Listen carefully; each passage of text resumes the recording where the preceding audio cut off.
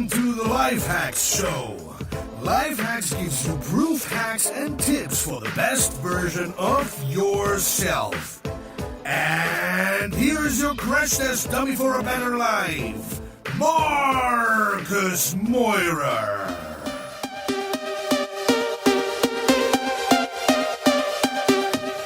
Yo, this is another episode of the Life Hacks Show, and I'm very, very happy that today on my show I can welcome Yasmine Kather. Yasmine, hi, and welcome to the show. Hey, Marcus. Thank you for having me on the show. Yeah, we both met on Lemnos at our DNX camp. What is your opinion about Lemnos, and especially like you already stepped into the camp some days before the camp literally started, and how did it change over the week, and what did you experience there? So it went from like there's nobody on the island and there was like a windstorm and I was freezing cold and I was like, I'm on a beach holiday with not enough clothes and I'm cold, to oh my gosh, it's so hot, oh my gosh, we've been invaded by tourists, oh my gosh, what the hell happened to the island? But it's so beautiful. It's a really stunning place, and if you haven't signed up, sign up to go next year if you're going to have the camp next year, because it's really phenomenal. Yeah, we're already planning the next one. Tomorrow we have a meetup with Christoph from Bitter House, and he's also totally motivated and saying, wow, we have to go there next year. And we already talked to Jen. So yeah, definitely we'll go there again next year. What was your biggest takeaway from the camp, if you could name it? I don't know. I just think like, so I've been traveling around for the past 10 months. And I was missing community. Although like I'm in places for like a long time and I meet people, it was just really nice to meet all people who were very like-minded.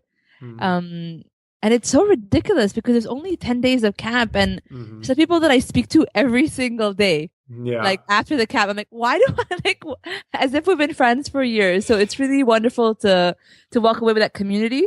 Like I'll give you an example. So right now I'm on a weight loss journey. And I have people that I meet up with every single morning for 6 minutes, for a 6-minute ab workout. And we're like dialing in from 4 different cities for this ab workout, which is insane. My mastermind group still meets, and then we have like subgroups to meet about Facebook ads. So it's just really amazing how like a 10-day camp of living together with people and seeing them can really connect you. It's really amazing. And every time the magic happens, more or less. And Philly and me are always wondering, would it be like on the last camp, people are still very connected and they talk every day with each other and they really have lifelong friendships. And then, yeah, it happens again and again. But I think it's very simple just to bring like-minded people together, especially as a nomad, you can feel lonely sometimes on the road. And then, yeah, if you gather them on one place, it's so cool to have people around you with whom you can ping ideas and they understand you. Yeah, for sure. And even the fact even the fact that you went to Thailand for Muay Thai camp, and it's like, I've been following them on Instagram for 2 years. So like unconsciously, I'm like, I want to do this shit. And then I'm like, okay, whatever. Like, no, one day. And then I was like, yeah, one day is going to be this January. So now a bunch of us are going to Muay Thai camp because just by the connections and also by the serendipity of the world. Definitely. And then it seems so easy, huh? When you talk to another person who also wants to go, then, yeah, why not? Why was I waiting so long? I was waiting because I didn't want to get fit and I was being lazy. Yeah, but now it's very cool. Huh? Yeah. You already told me that you picked up Muay Thai training already now in Edinburgh. Yeah. So whenever you have a target, it's more or less on autopilot. You just, you want to be prepared when you're there, right? Yeah, I'm also all about systems. So for me to get anything done, I need to create a system for it. The first part is a pain in the butt to go and create it. But once it's there, it's on autopilot. Whether it's like from like my work, like I found in the gym that's like 15 minutes walk from where I'm staying, to scheduling my meal plan, to ordering my groceries every single Monday. So like, it's like literally, it was very easy. Once I kind of built a system for it. Cool. So you're generally a very structured and systemized person. You have lots of processes. Yeah, I love it. I think it's like the God's greatest invention to earth. I'm very lazy to build out the first system, but then once it's done, it's pretty easy. So give us some examples. What did you build up systems like you were already talking about some, but you have some more systems? What clothes do you wear every day? What do you eat every day? Do you also have systems for this? Oh my gosh, like I'm ridiculous. So I read an article a couple of years ago about minimalism, and I was like, oh, wouldn't that be so nice to have a uniform of what to wear every day? So I actually have 7 tops. Really? Really? I have 2 jackets, I have 2 pants and 1 skirt, and I pretty much have my uniform for the week. Although recently all I wear is my sports outfits. Because I'm at the gym all the time, and I'm so it's really disgusting because all I feel like I'm sweating the whole time, and like from like when I go for a walk or I go for a swim, whatever, I don't feel so dirty. But after Muay Thai, and like you're on the floor, you feel like disgusting. And then afterwards I'm tired, so it's also just a recent habit. But I'm sure in a couple of weeks it'll be back to normal and everything. So that's a system, for example, in what to wear. With food, for example, like now that I'm in Edinburgh for the next 8 weeks, I have my food plan. So I have like everything planned out for the week. Obviously I could change it around, but I pretty much like I buy the groceries. I, depending on the week, I might cook all in bulk on Monday when I get the food, or I might just do it for the day itself. When it comes to my business, for example, everything that I do in my business has a system. Whether it's like the finance and I work with my accountant system, whether it's podcasting and how to manage the podcast process for my show, it has a system. So like even when it comes to launching a new product or launching my core program, Earn 5K, there's a system for that. So like I'm all about like building the list and then repeating the list each time. Yeah, it's so powerful once you get it set up and have like automated workflows. It's, as you said, the first time you build it up, it's always a pain because you think, no, maybe I don't have to write it down. I can just do it in, 2 minutes. But then you do it again and again and again. And these 2 minutes always sum up until you finally just set up one system and then you can automate it in the best way. Yeah, completely. And the book that really influenced kind of how I looked at business has been E-Myth. Have you read E-Myth? Not yet, no. Oh my gosh. E-Myth. So it's by this guy called, I don't even remember his name, but it's a book that I give to all my clients because he's all about the fact that like a business has to run on autopilot without you. And a lot of times business owners build businesses where they're dependent on them. Yeah. But you're always the bottleneck. You're always going to destroy your business. Always. And when I realized that, like, it's just like an aha moment where I'm like, oh my gosh, like my fears, my insecurities will hold me back. But if it's a workflow in place, whatever, I do steps 1 to 20. That's it. Move on. And then I get over myself. So all that emotion that I have that I'm holding myself back for, I let go of it. And I realize I have the steps 1 to 20. And I just do those things. And for some of those things where I outgrow the task, I can hire someone and outsource someone to actually do the task for me. And that was something that book was just like, wow. They go, da-da-da. Bling. Now I got it. So it's about also outsourcing and found some virtual assistants who help you in your business.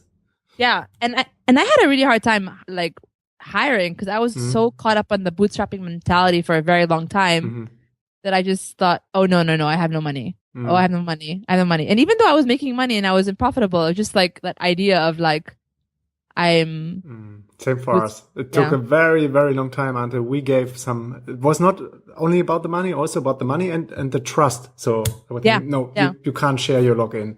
Oh no, this is all business knowledge, and oh no, you can't share it to someone. Oh, he will mess up our websites. No, I can't do it. Oh my gosh, I was so horrible. And then it was really bad. Is like the first 2 or 3 VAs that I hired, I fired them, and I'm like, oh, they're horrible. And then I realized it's because I wasn't documenting my workflow.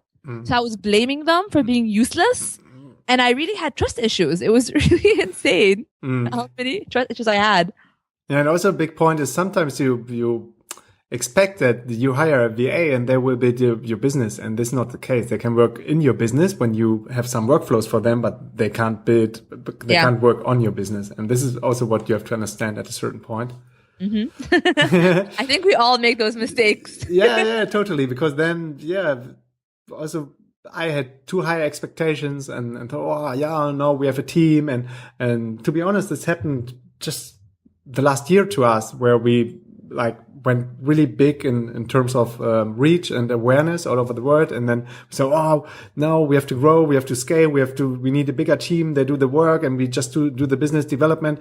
But at the end, we didn't have proper processes, proper onboarding processes, proper SOPs, proper workflows and everything. So at the end, all the work just came back to Philly and me, and we were just even more stressed, but also had to pay the whole big team. But it was not their fault. It was our fault because, we just let it go, and you can do it, but no one will work as hard in your business like you. Yeah, of course. Yeah. So for me, I had the same thing about a year and a half ago. I had a massive burnout. And that's when I realized that I couldn't just do everything myself. Like it was nice and naive. And I had grown it to a point that was like quite successful, but I didn't have to suffer and struggle so much.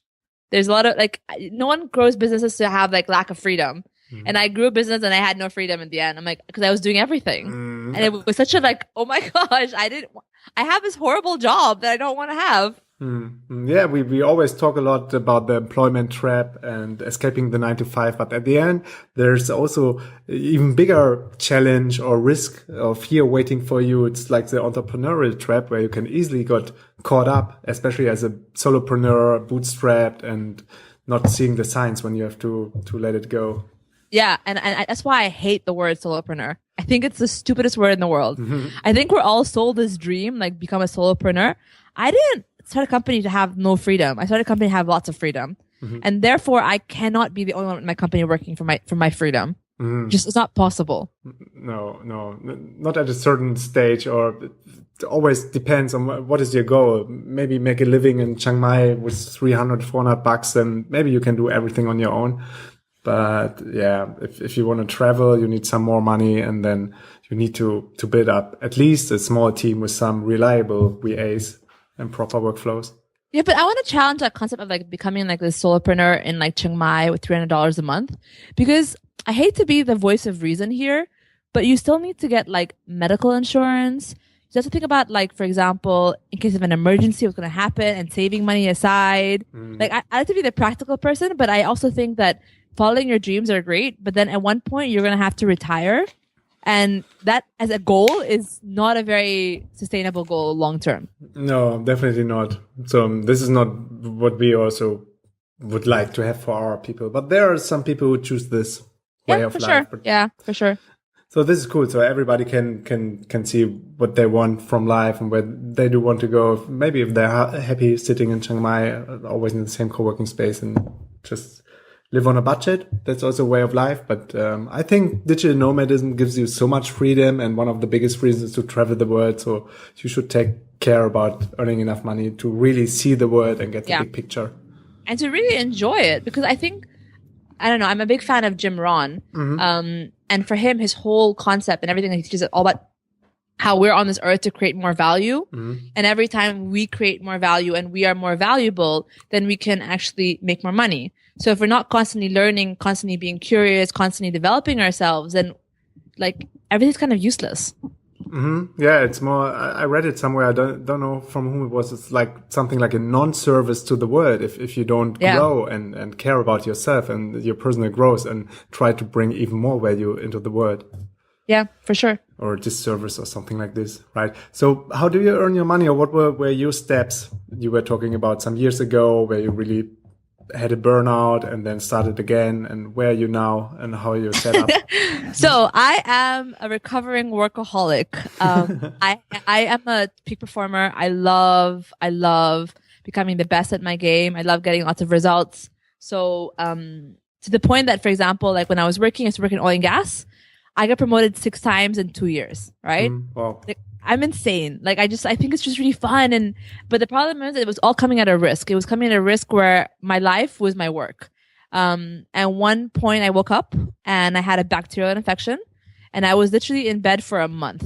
It was like the most horrible time of my life, because as someone who's very active, being immobile for a month is like torture. Mm-hmm. So that was the first time that I got burnt out. And during that time, and also like I didn't know that you could get burnt out. I think I was just too young to realize that actually if you work like 12, 14 hours a day nonstop, like eventually your body will like fail you. Collapse. But you heard from it before, right? That was the first time that I ever experienced that. I think I must have been 24 or 25, something like that. Yeah, but you heard the term and that there could be something like a burnout. No, never heard about it. Okay. Never heard about it. Didn't even know that's what was happening to me. I just was working, and then I would exercise, and I was very intense. So I was doing triathlons and duathlons, and like as well as working, and it was a crazy, crazy life. But I think I needed that balance because I was just tired, so I needed to have more energy from sports. Anyway, so I was in bed for a month, and that's when I realized that this life that I'm living, the path that I'm going, this pace that I'm going is not sustainable for me. And also, like, I looked at my boss at the time. I was like, at home, still in bed. And I was like, I don't want to even have her job. So I don't even know why I'm working so hard for that job. And then a couple of years before that, my dad had passed away. So I was just like the first time where I was reflecting over that. And I realized that this is not really the path that I kind of want to go on. Mm-hmm.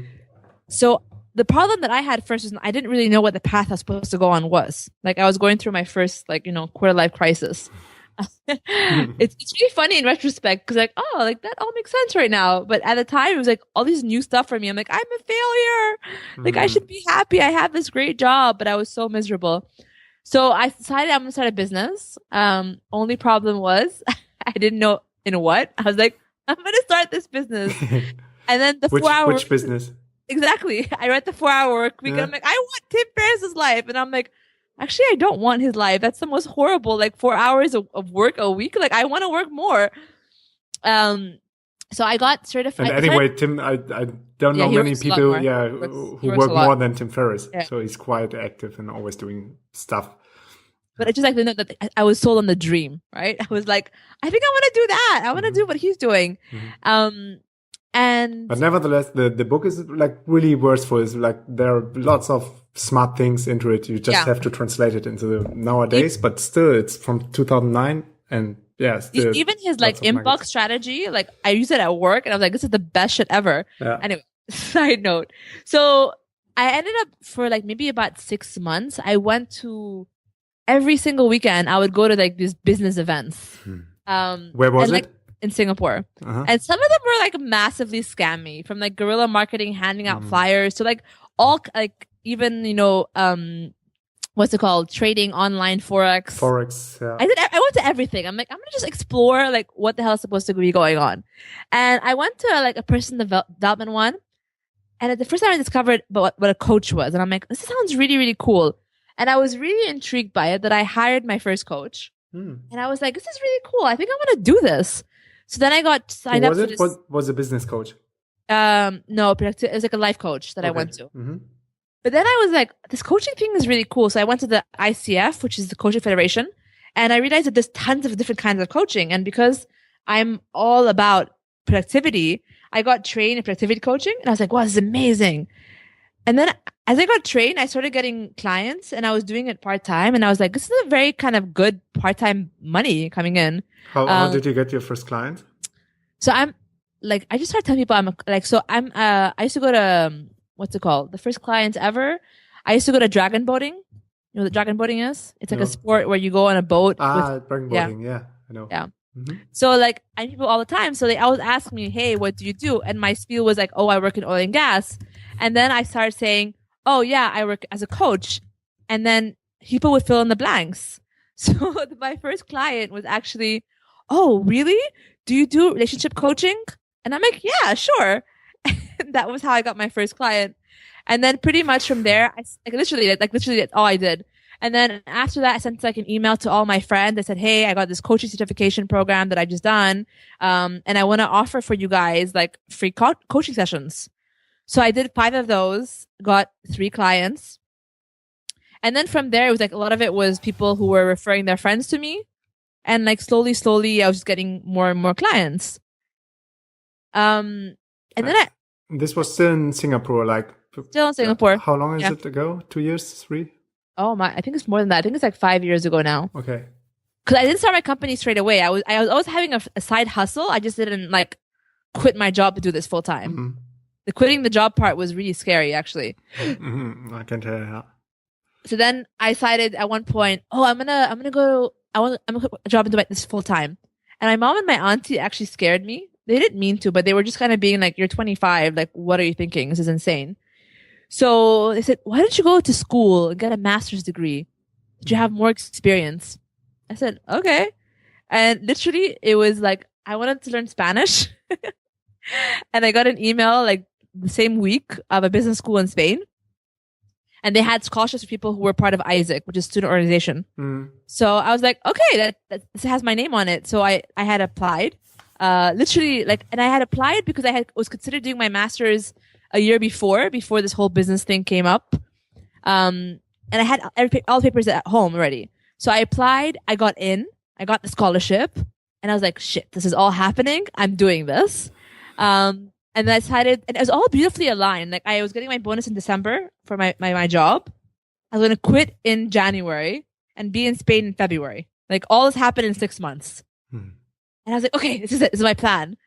And I thought I'd go to Spain, go to business school, get more experience. Cause I had a background in psychology and marketing, not really in business. Okay. So I felt like I had that gap that was missing. So I had to get this business experience.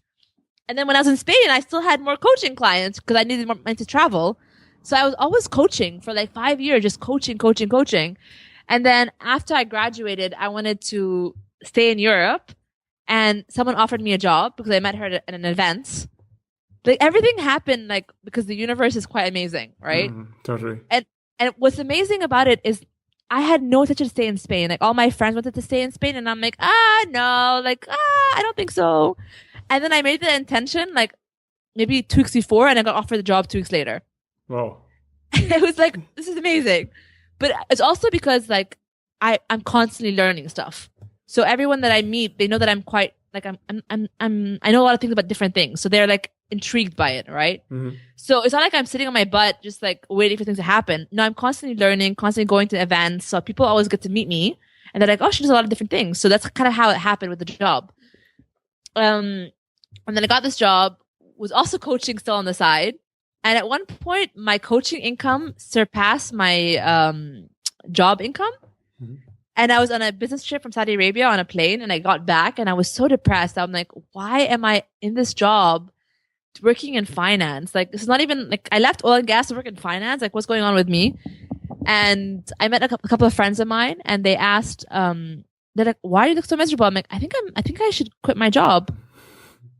And then that was Friday. On Monday, I had my resignation letter, and I quit. Started doing coaching full time.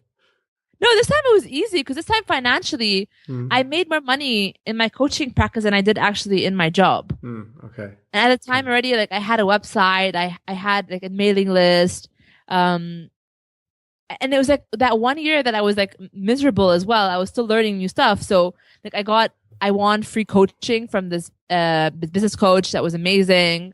She really helped me like double my income within like maybe 6 weeks. Who was it? Natalie McNeil. Okay.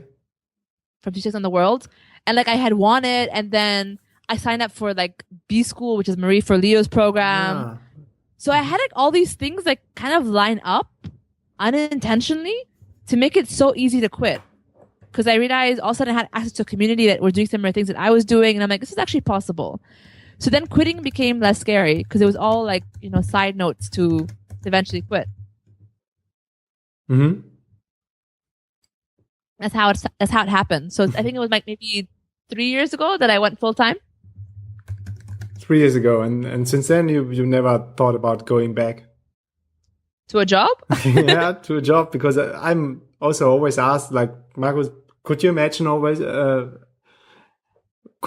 to go back at a certain point, or at a certain point, at a certain date or point or offer? So I don't know. So like what's interesting is I have these days where I'm like, oh, I should get a job, make my life so much easier. But I'm not sure I can find a job that's that interesting for me to quit what I'm doing right now.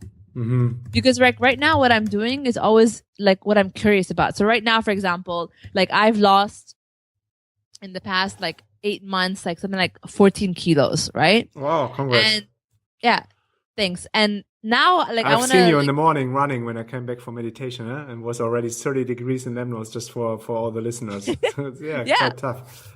So, and I think now I really believe to become like productive in your business, you have to have like health. And like my mantra this year is health is wealth. And now I want to create a program about like how health is wealth. And like I get to do all these things because I'm curious about it. So I'm like discovering it for myself. And I don't think there'll be a job that can let me do those things. So maybe I just trust that I'm okay by myself. And I'm okay to sustain myself, to feed myself, to cover, my retirement planning, to cover my medical expenses, to cover things that I want to buy for myself, my investment portfolio. So now I trust more the process, that I'm less scared. Totally. So I'm not so sure I could quit because that's going to be quite hard for me now, I think. What do you want to quit?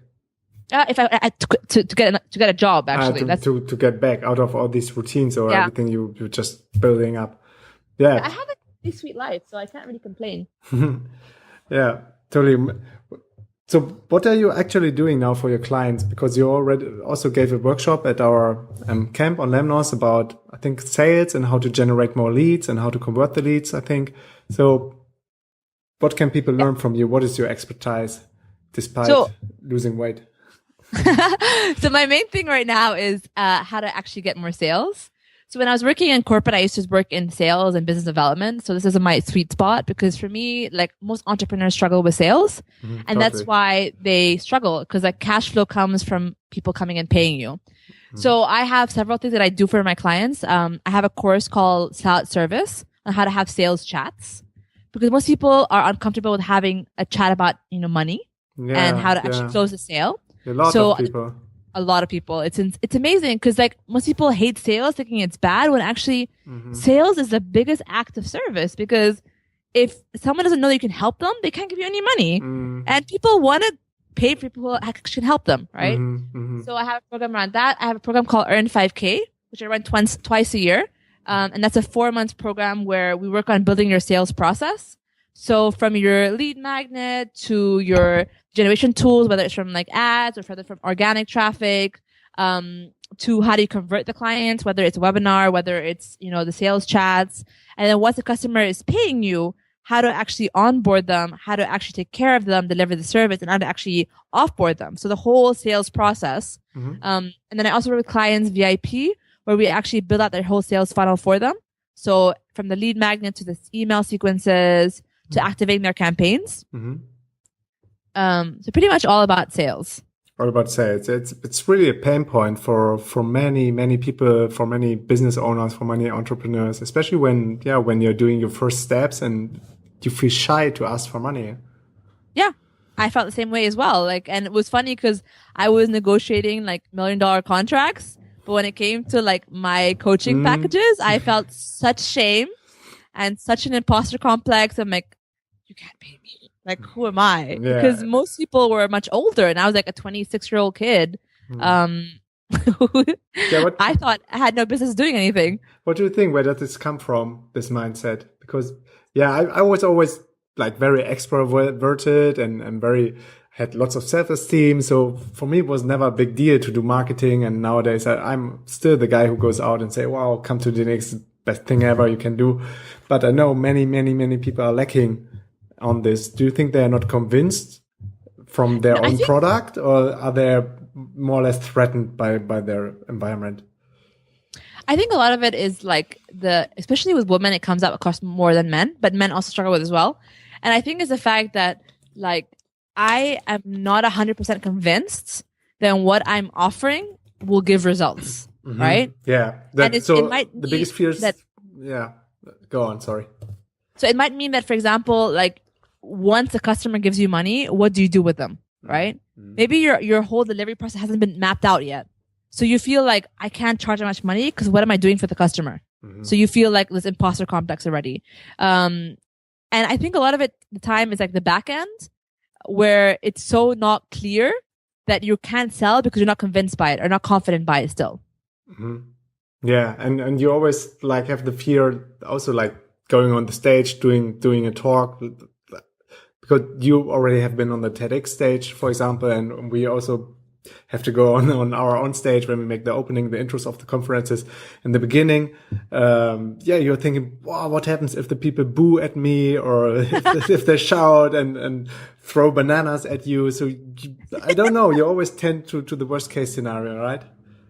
Yeah, it's amazing. I think our worst enemies are just always ourselves. Mm-hmm. And it's just the reality in our head. It's just ourselves. And for ourselves, it feels so much more intense than it really is. It's so funny. So, for example, even like a recent example at like Lemnos, right? I ran the workshop about sales, and like it was very informal. I was in my, swimming suit and my like cache maillot. I don't know what's called in English. And I'm just like sitting there, and then after I gave the workshop, I felt really like conscious. I'm like, shit, like I should have maybe like worn a shirt or something. Maybe I should have afterwards. Yeah. And then it was really funny because people were asking me for the slides, and I'm like, oh shit, I should make the slides look better. And then I realized that people were really happy with the workshop. And like nobody cared. But like, and like as someone, and I've done like, I don't know, hundreds of workshops right now. But I like afterwards, your brain just will wander, right? And then you have to catch yourself and be like, yo, hold up. This is like bullshit. Get over yourself. Everything's fine. Because sometimes your brain will wander, and that's okay. Totally. Yeah, but you're always your hardest critics, and you're always not. But in a way, that's also good. This is what keeps you going, I think.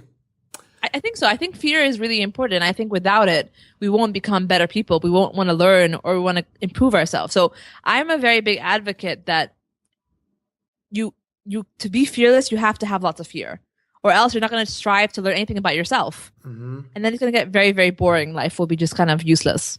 Yeah, because if you're not feared, the challenge is not big enough, and then it won't let you grow, I think. For sure. Right? Because then it's still within your comfort zone when it's not fearful. Yeah, I completely agree with that. Totally. So what did you do beside this in your life, like fearful things you accomplished and you tackled? Like your weight loss thing, starting a business? So the first thing before even my business, I started this mountain bike race. I did it for charity. So me and a friend of mine, this is actually a big trigger point for us to quit our jobs, actually. We cycled 450 kilometers, over 5 days in the world's toughest mountain bike race. And we're not mountain bikers at all. And we raised $50,000 for women in East Timor. Wow. So like that was a big adventure. Like I'm a big hiking person, so I climbed Kilimanjaro. Wow, I climbed Kenya. I loved it. So I really like going on expeditions. Which route did you go on Kilimanjaro? We picked the second hardest. I think same for us. Yeah, we like. There's no reason, but I'm like, if it's gonna be easy, like what's the point, right? I've done, for example, like in very intense adventure trips. So, for example, cycling Tuscany with a mountain bike, because why cycle with a road bike? Because it's just like 7 kilos heavier. So like all this really fun stuff. I would say like beyond like the adventure stuff, I would actually say like business stuff in terms of hiring and training staff, growing teams, doing launches, like because launching is really stressful. Because there's like a gazillion moving parts, but also because you have to invest up front.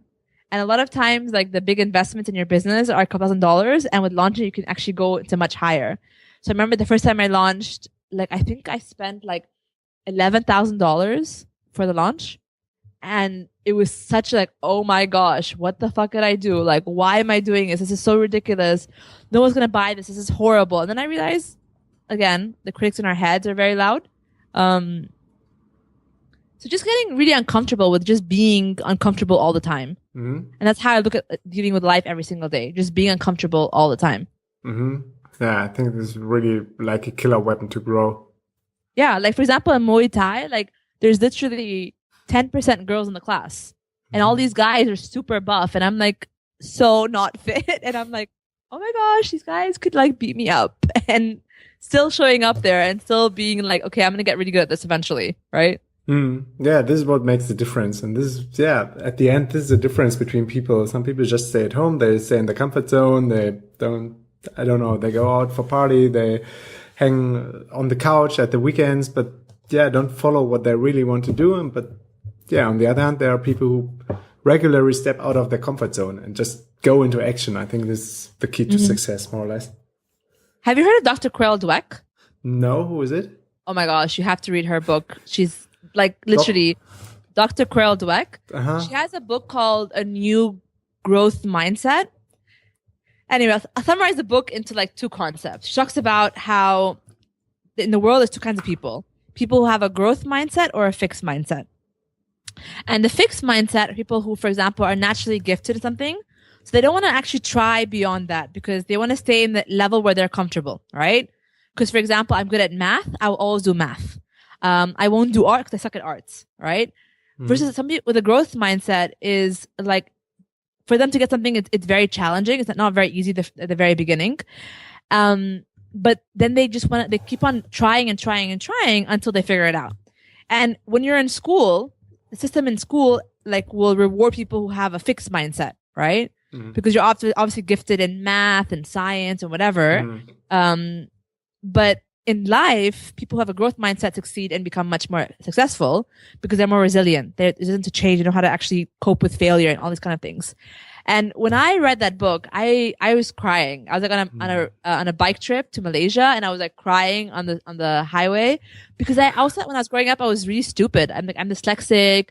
I'm not very coordinated. So I also was really dumb. You know, even teachers at school told me I was really dumb. So then I read this book and I was like, I'm such a growth mindset person. I automatically think I'm going to suck at something. So therefore I'm okay with it. Versus I have some of my friends who are really smart at many different things, but they'll never get uncomfortable because it's just like really uncomfortable for them. And that was just like for me, like a very aha moment where it's like, oh wow, like I'm better off for like not being the smartest kid in the room all the time. Yeah. It's very important. So we will all link all the recommendations you had for the books like Emis and the other book you were just talking about in the show notes for everyone who's just wondering where to find these books. We will also link your TEDx talk. We will link to your website. And yeah, thanks a lot for your time, Yasmine. Oh, thank you for having me. It's been a pleasure. Yeah, totally. And what is your podcast called and what is your podcast about? So the podcast is called The Sales Success Show. And what I do in the show is we pretty much break down people's sales funnels so you can actually understand how people make money online. So it's not like a mystery or a magic thing. It's literally a sales process, how they attract, convert, and retain leads. It's really important because there's a numbers game behind it and it's important to know the numbers. And also, if you want more help as well, I do have a free worksheet on how to actually conduct a sales chat. So you know how to conduct a sales chat and have them do more successfully in the sales chats. So that makes it easier for you to get more sales on the call. Perfect. We will also link to this in the show notes. And if you like talk about these business models and look at the sales funnel on your podcast, is it like deconstructing businesses that are on the internet or? Yes. Yeah. So it can be any business. Any business. So from photographers to copywriters to designers, hopefully also you on the show as well. For sure. Constructing like how to actually like having events and how you actually fill the funnel for events. Yeah, definitely. So pretty much like stuff like that. I'm totally in. Yeah. Sounds like a great, very interesting, exciting concept. All right. Awesome. Cool. Jasmine, see you sooner or later on some of the camps. I still try to convince Philly to come with me to Phuket to join you at Tiger Muay Thai. Are you going to come? Yeah, I would love to come. I just met another participant of our camp, Diego, yesterday when I was in the fitness gym here in Berlin.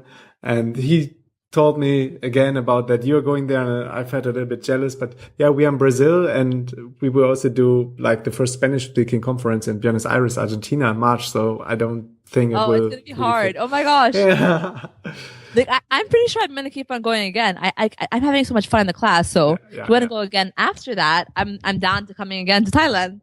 Yeah, cool. Then let's meet there in March or April. All right, fantastic. I love it. Okay, cool. Jasmine, thanks for your time and see you soon somewhere, somewhen.